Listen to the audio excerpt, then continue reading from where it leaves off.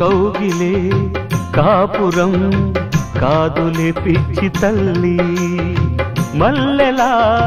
మంచమే మందిరం కాదు చెల్లి, తేనెతో దాహము తీర్చదే నాడు పెళ్ళి, త్యాగమే ఊపిరై ఆడదయ్యేను తల్లి, కామానికి దాసోహం